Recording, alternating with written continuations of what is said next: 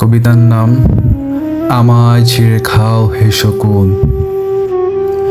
হে সীমান্তের শকুন, এক্ষুনি ছিঁড়ে খাও আমাকে। হে আটলান্টিকের ঈগল, শিগগিরই খুবলে খাও আমাকে। হে বৈকাল হ্রদের বাজ, আত্রে কামড়ে ছিন্ন ভিন্ন করো আমাকে। আমার রক্তের রসে শুধু অসহায়ত্ব আর অভাব। কাগজের কামলারা তারা আদর করে মুদ্রাস্ফীতি ডাকে। ঋণের চাপে নীল হয়ে যাচ্ছে আমার অনুচক্রিকা। সংসার চালাতে অন্তরে হয় ইন্টারনাল ব্লিডিং। কি আশ্চর্য, তবুও আমি মরছি না। ওদিকে দোজখের ভয়ে আত্মহত্যা করবারও সাহস পাই না আমি। খোদাকে বললাম আমি মরতে চাই। তিনি বললেন বেঁচে আছো? কে বলল? সহস্রাব্দ উন্নয়নের সাক্ষী হিসেবে রাজা তোমাকে মমি করে রেখেছেন। বাজারে দীর্ঘ শ্বাস ফেললে নাকি রাজ্যের ভীষণ বদনাম হয়, রাজারও মন খারাপ হয় খুব।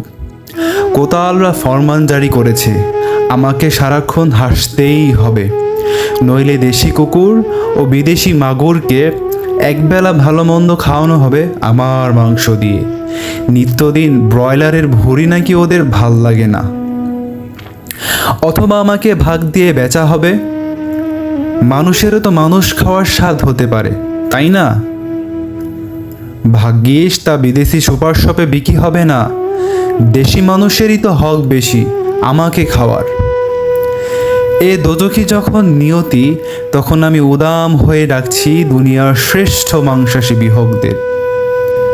হে ঈগল, চিল ও ভয়ঙ্কর বাজেরা, হে সাম্রাজ্যবাদী সাহসী শকুনিরা, তোমরা F-35 মতো, MiG-29 মতো দল বেঁধে হামলে পড়ো আমার বুকে। আমার রান থান চক্ষু কলিজা আজ সব তোমাদের গনিমতের মাল। দেশি শুয়োর খুবলে খাওয়ার আগেই আমায় ইচ্ছে মতো ছিঁড়ে খাও তোমরা।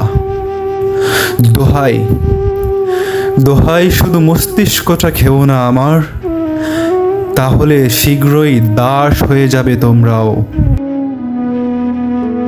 এবং সবাই যখন মৃত্যুটাকে ভীষণ ভয় পায়, আমি তখন হাসতে হাসতে আল্লাহর কাছে ভীষণ সন্তুষ্টি নিয়ে পৌঁছতে চাই যে আমি একটা ন্যূনতম ওই জীবনটা লিড করতে পারলাম, যে আমি একটা ইনসাফের হাসি নিয়ে আমি আমার আল্লাহর কাছে পৌঁছতে চাই। সুতরাং আগামী 50